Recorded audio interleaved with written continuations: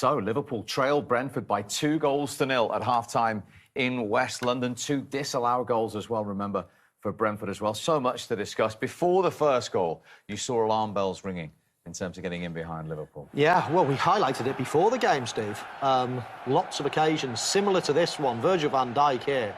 I mean, you can see the danger, no pressure on the ball at all, a runner right on your shoulder, and you let him have all the momentum. You don't start your run early enough. You almost actually make a movement towards him as well. The main danger is in the space. Do not let him get in the space, and that leads to this corner, which is unlucky from a Liverpool point of view, Owen, but they could have avoided the corner. Yeah, I mean, one of the best teams in the Premier League on set pieces. They always target that near post, whether it's for the near post flick, and it just causes a bit of chaos. There's too many, and it gives them a big mountain to climb. Yeah, and then, as I say, there were 2 disallowed goals. Vissa celebrated twice and had them ruled out. And when you actually saw the second one ruled out, we'll see the referee, Stuart Atwell, blow for the goal kick. 24 seconds later, Liverpool are 2 down here. They got away with it, Steve. I think there was only 3 corners. One of them went in the back of their net, and, well, the other 2 did as well, but 2 were disallowed, and Liverpool got away with it. But, as you say, this is straight after a disallowed goal. I do not know for the life of me, in your own third, what Harvey Elliott is doing. No. Letting the ball go between his legs. He can't have had a shout. It was never, ever on. And then all of a sudden, they get outnumbered at the back post, and it's 2-0, and it's mountain to climb. Yeah, I mean, it's a terrible dummy from Harvey Elliott. It's not a good ball from Alisson. You know, when you're under pressure and you're suffering, just get the ball long. But again, Vissa at the back post, Trent outnumbered. He's got Vissa, he's got Janelt to the right. When they cross the ball, and they get the ball in the back post, Brentford are really good at this. They always outnumber teams at the back post, but you just feel for Trent. You know, he's picking his poison. Does he go Vissa? Does he go Janelt? Konata's picking up as well. It's probably one of the midfield runners that should be there, but they just look so vulnerable defensively. Do you know what you do, though, Owen? I mean, Trent has got... The most dangerous is the man behind this, in between the goal, between the posts. He's in the middle of the goal virtually there. So, do you know what? That furthest one, you let that one go, because by the time that ball goes across, you've got an extra second or 2 to get back out if you see it. I think that's the main danger. Yeah, so I think Vissa is the danger, and Trent's got to get out there to him or get inside to him. You can't believe, and you've highlighted it, how many saves Alisson's had to make this season. Well, I mean, if you look at the bottom of the graphic, you know, Edison, you know, doesn't have to make that many saves because they dominate the games. If you look at Alisson there, he's in 4th. He's made 58 saves. All the other names in and around there are teams that aren't near the top of the table. So we spoke about defensively the issues Liverpool have, but also the fact that Alisson have to make countless saves. So Jurgen Klopp won't be happy with where they played, but also, thankfully, Alisson's keeping them some games when they're struggling. They've had a couple of sightings of goal. One at 0-0. We talked about Darwin Núñez again and how unlucky he's been before the game. And that luck didn't change, did it really, at 0-0? I feel sorry for him in a way, because his luck's got to change at some point. He's doing everything right so many times. And then all of a sudden, you know, he gets him blocked off the line, he's hitting the woodwork all the time. There's so many things that are going wrong for him. He almost miskicks it, stubs his toe into the ground, and it's a good save by Raya. But there's those 2 chances, yes. Liverpool could have hit the back of the net, yes. But I tell you what, I don't think there's any fluke about the score. 2-0 down, and that man has got some serious, serious words to say at half-time. Indeed. Brentford have never lost a Premier League game when they've scored the first goal. Liverpool need that record to change. What a night for Brentford. One to forget for Liverpool after those 2 Brentford goals in the first half. Certainly shell-shocked Jurgen Klopp's side, and then finished off by Bryan Mbeumo. The inquest began there for Liverpool on the pitch, and it'll now be off it. But a fantastic night for Brentford. But let's get a Liverpool reaction. Here's one of their half-time substitutes, the man who ended with the captain's armband on, Andy Robertson. It's not been the start to the year you wanted. It's not been the first stage of the season you wanted. How optimistic are you about the rest of 2023? Yeah, look, it's, you know, just now it's kind of, it feels as if we're taking 1 step forward and 2 steps back. You know, we've spoke all the time about we're trying to get consistency and things like that, but when you put in a performance like that, you know, consistency goes out the window, unfortunately, and yeah, we have to pick up results. We have to win games to try and climb the table, and you know, obviously the new year's not started the way we wanted it to. It's been a tough result, a tough one to take, but you know, all we can do is keep going and trying to find that consistency, because if we don't, then you know, we'll be in a position in the league come the end where we don't want to be. It's simple as that. So we need to find consistency. We need to find it quickly. I don't know how we do it. I don't, you know, the lads, we all need to look at ourselves. We all need to look as if we're giving ourselves. And if we start doing that, and if we start fighting, you know, it's not a lack of fight. You know, we fought in the second half. We have to move on. Like I said, New Year's not started the way we wanted it to, but I suppose the only thing we can say is, you know, hopefully it can only get better. Very honest. Thanks, Andy. Thank you. Very honest from Andy Robertson. One of 3 changes from Jurgen Klopp, incidentally, at half-time. The first time the Liverpool manager has ever made a triple substitution at half-time in the Premier League since he took over. Didn't mince his words there, Andy Robertson. No, he's always honest with his appraisal. And it's refreshing to hear, actually. I mean, I started the show saying that I fancy Liverpool to get into the top 4. After today, it's a little bit of a worry. But I still think they're one of the 4 best teams in the But consistency is the word he used. The consistency. And the worst thing is, well, after 16 games for Liverpool now, they're now out the title race. They can't win the league, really. The foundation of Liverpool was built on that defence. You know, Alisson and Van Dijk coming in. That front 3 was there. They were brilliant. But the difference was Alisson and Van Dijk coming in now. Liverpool conceded more goals than Everton. Same amount of goals as West Ham in 16th and 17th. That tells you all you need to know. At the top of the pitch, OK, they've got a few injuries, conceded 3. So the issue is defensively. They look so vulnerable. Yeah, they are. No matter what, you've always got to be aggressive. When the ball's coming into your box, you've got to fight for your life to make sure that ball doesn't go into the back of your net. And we spoke about, you know, set pieces. We've spoken about the 3 goals. They had 2 disallowed as well from corners. So it was there for all to see. Let's have a look at the goal again. I mean, it's a fascinating setup, actually. Yeah. And we'll just forward it into that position there. At the back post there, in a tiny little area of the pitch, we've got 8 players. 8 Brentford players all in this area here.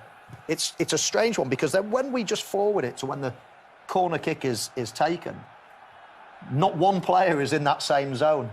And when we stop it just in a moment, there we go. So ball's about to come in, and there's nobody in that same position. They've all gone into the areas that they need to be in. Because they're trying to work this space. It's funny, actually, because they all start at the back post, basically saying, we're not going to go to the near post. But obviously that's where they're working to, isn't it? To get the ball into this area. And if we just run it on a tiny bit more, they're trying to get it to there, because they know how they have the bodies in there, Mo, and they've got the overload, which in the end causes a bit of chaos for Konate, because he actually can't see the ball. It does, and it's obviously it's a zonal. You've come out into that area, and there's only one man in that area, and they were going to get a free shot as well. So I'm not quite sure of the setup. Yes, there was a bit of luck with the goal. It came off Konate. He wouldn't have seen that. He would have just felt it. And it's very unlucky, because the only part of the goal it does go into is right into the bottom corner there. No players on the post for Liverpool either. That's a question mark. Yeah, and we should be mentioning a name, Bernardo Cueva. Who is he, you ask? He is Brentford's set-piece coach. Well, he might be going in for a raise, I think, after today, because he was brilliant. This was Liverpool's own downfall. I mean, I'm just surprised Alisson's playing that ball into there. But credit Brentford. You know, that you make a few mistakes, they punish you. And it felt like that back post area, Mo, was always vulnerable for Liverpool today. It was where Liverpool scored their goal as well. I do feel that there was a few mistakes within the goal. Normally, you have 2-3 mistakes within a team to concede a goal. I certainly could see 2 obvious ones with this goal here. Let's have a look at it again. We'll play it slowly. And again, what I'm quite interested in is Harvey Elliott is the man that makes the first mistake. And we pause it here. Here he is. He's about to make a run into this position here to get the ball, which is quite a strange one, sort of running past Thiago. And you noticed something, Owen, as well. See that? We just having a look back there. He takes a look over his left... See him having a look there over his left shoulder. Right. Yet, all of a sudden, he doesn't at all have a look over his right shoulder and then plays an over.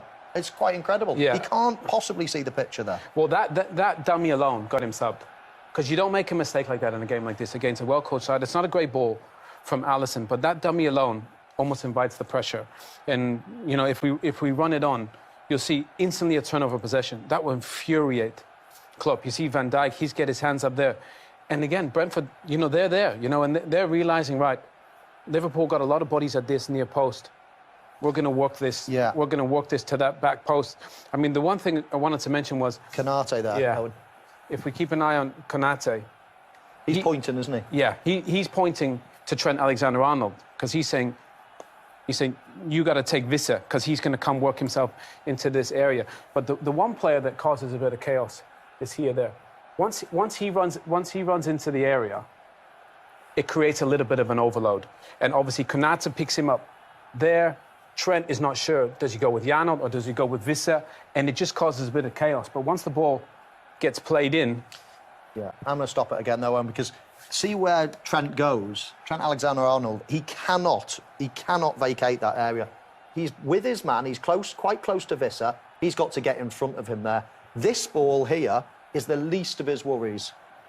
That ball, when it comes in, that ball to this man is the least of his worries. He's got another second to let the ball go over his head, turn and sprint at his man. But Mo, I've been there. I think that's one of the hardest positions to be when the ball's on the other side as a fullback. I'm looking across, I'm looking at the ball, I've got my man, I know he's there, so I'm thinking, he's there. Once you look across, I know what you're saying, you're right, but he's thinking, I'm getting a lot of criticism defensively, I'm going to stick with my guy. I can see him, rather than, you're right, this is the problem, isn't it? The one there. Absolutely. The problem is the man that heads the ball. The problem is the man that's in the middle of the goal about to score a goal. If the ball goes over your head, the ball goes over your head to that man now, as we can quite clearly see. You've got ages and ages to turn. You can pick up the flight of the ball long before it gets there. You turn, you go and close your man down. He might be lacking confidence, he might be lacking whatever, but that's just the basics of defending. You've got to defend your box, you've got to defend the danger men in your box. And sometimes people will get caught out of position. You've got to go and fill in. You can't leave a man just empty and unmarked in the middle of the box. Very interesting thoughts. High time we got those of the Liverpool manager. Here he is, Jurgen Klopp. Jurgen, you set standards. How far below those standards did Liverpool fall tonight, particularly in that first half? I'm not 100% sure. I understand where you're coming from. The problem is we played here last year. 3-3 was a wild game. This tonight was the same, was as wild as that. So if you compare these two games, it's not too much different, to be honest. We should have scored twice before they have the first corner. They are very dangerous with corners. They put everything in. The ref doesn't help you in these moments. And in the end, they do well, and we score our own goal. And in the end, they do well, and we score our own goal, and yeah, the next goal is from a set piece as well. We get away with it, and then the next attack that's what they do as well. The intensity they put in, the effort they put in is outstanding, and respect that a lot. But apart from that, we should have scored tonight. Obviously, an awful lot of goals as well. We were pretty much, when we were direct, when we had the runs in behind, the chance Darwin has, the chance Costas has, the chance Darwin has, the chance Costas has, the chance. I'm not sure with Virgil if that was offside or not, but they are really big ones and well played as well. So that's obviously, but in the end it became the game they wanted, much less the game we wanted, obviously. But then you have to keep going. So you can come out of half time and score immediately, pretty much with a sensational counter offensive action, the 2-1, but then it's slightly offside. But I'm not sure, a minute or two later, we scored a goal, which was absolutely great, a good face, and again, because we played in behind their line. And then, yeah, we had to keep going, and obviously that's really difficult. Both teams suffered a lot. You could see that it was really hard for all the players on the pitch. We have a few options, but now not too many in the moment to enforce our attacking area again. So we have to try to do it around a little bit, and in the end we didn't come through. And then the third goal, come on, that was how he whistled the whole game, and then he wanted to see that goal as well. I don't know exactly what he's thinking there, player. But can only whistle that foul not if you never got a push in full sprint. And obviously refs don't get that, thankfully. So because otherwise you would know that's a clear foul. Very smart, but it's a clear foul. So 3-1. That's the story of the game. As you say, last season was eventful. Tonight was so eventful. 3 goals disallowed by VAR. So much going on. How difficult was it to keep track of everything that was going on down on the sidelines? Yeah, it's not my job to do that. I'm not sure if it was difficult or not, but it's, of course, what we cannot see if it's offside or not, or these kind of things we cannot see. But the set pieces they put in, how I said, they really go to the limits with all body contact, moving players under the ball and stuff like this. And the only offensive foul in the box we had tonight, which is really funny, after a set piece. But yeah, we cannot change that anymore. Again, we are not happy now with the performance or whatever. But it's we fought back. But how I said, it was much more the game they wanted than the game we wanted. Thank you for your time, sir. So one of the things he's unhappy about, amongst all that, is the conceding of the third goal. He felt it was a foul on Ibrahima Konate, making just his second Premier League start of the season. What do you two think? No, not at all. Look, they built their team on being physical, being aggressive. That's not a foul. Konate's got to be stronger than that. He's almost twice the size. Push, I think, from Mbeumo. Yeah, I mean, I can understand why he's bringing it up. You try to make any excuses when you lose, but on balance, I thought the referee probably got it right as well. A little nudge, but it is a contact sport. You're allowed to nudge slightly. I didn't think it was a full-on push, and I certainly didn't think it was enough to push Konate over. Let's have a look at it. I mean, it's Liverpool in possession. Yes, they're chasing the game, but they give the ball away in the central area. Naby Keita gives the ball away, surrounded by players, and all of a sudden, you think to yourself, in this situation, Owen, it's not dangerous at all. It's 4 against 1. No. What can they do? But of course, what they do is knock a ball over. It's another problem area for Liverpool that they've been conceding goals from. And you think Konate as well, with his athletic ability, he can deal with this. You know, whether it's his athleticism, he just underheads it, and basically he puts himself under pressure. That's all that happens. He underheads it. Really, what he should do, he should just take it with him and maybe go down the line. It's too close to pass it to Alisson. Yeah, if it was 0-0 or if Liverpool were winning, he wouldn't have done that, would he? No. They're chasing the game, they're trying to keep possession. They don't really want to hook it out of play. It's not got enough power on to head it back to Alisson. So it's in one of those phases of the game where you're taking risks, and the risk didn't pay off. OK, let's get some Brentford reaction. What a night for them. One of their goal scorers, Johan Visser. Well, Johan, well done. How special is it, not just to win a game like that against a team like that, but then to celebrate it as you just have with your supporters? Crazy. We know Liverpool is one of the best teams in the world. So if you want to beat them, you have to be 200%. So I hope the fans enjoyed it, but we worked so hard, and it's because we stay together, and that's why we have this result. Does it feel like you're living through just an incredible journey, an incredible story, and we don't know yet where it's going to end? You keep getting better. Yes, because now we know how the Premier League goes, so now we have to be humble, stay humble, and just to be together because we know how Premier League goes. But it's a good journey so far, so if we want to keep this, we have to keep working so very hard. Only playing, of course, because of that injury to top scorer Ivan Toney. Made a really good point there, Owen. How do they keep doing this? They keep getting... We mentioned the Arsenal game and then the highs of last season. They've gone again this season, and then they've probably got the best result of all tonight. I thought he used an interesting word right at the end of the interview, humble. You know, he said we have to stay humble. They're a very humble side. There's no real superstars in there. They play for each other. You know, they're hardworking, they're compact. You know, again, we said they're not a possession-based side. You know, you think about everybody wants to have all the ball all the time. These guys just play to their strengths. You know, they play very direct, long balls into the channels, and they're effective. That's one of the most effective sides in the league with the pieces of the puzzle that they have. It's a very well-coached side and a good, humble team. Yeah, memorable night for Brentford. But let's finish with Liverpool. Where do they go from here in this search for consistency that particularly Andy Robertson was talking about? Well, they've been searching all season, really. Very inconsistent season so far for Liverpool. I still believe they're going to be very competitive, but competitive in an area that they're not really, you know, we shouldn't be talking about. Top 4 should be a given for this team. Debating, are they going to get there, which is not good enough for Liverpool. They're out of the title race. Debating, are they going to get there, which is not good enough for Liverpool. They're out of the title race, in my opinion, after 17 games.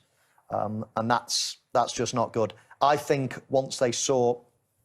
I think Liverpool are not so much a team that you can say, oh, their defence is playing poor, their attack's playing... I think the collective is, when they're attacking well, when they're closing down well, it takes the pressure off the back four. And I just don't think they're working well as a unit at the moment. Their midfield's not pressing. Too many times opposition midfielders have got the ball, lifting their head up, and then everybody is vulnerable. So I think it's a whole team thing that they've got to get going again. And it'll only be a little spark and they'll be back off. But for the minute, their season, or their Premier League title-chasing season, is over. Credit Brentford. They deserve that. They've only lost 4 games. Liverpool have lost 5. You know, that wasn't as big a surprise as we thought. Gentlemen, thank you very much indeed. As always, a step backwards for Liverpool, but the understatement of the night might be that the bees are buzzing. What a night for Brentford from the three of us.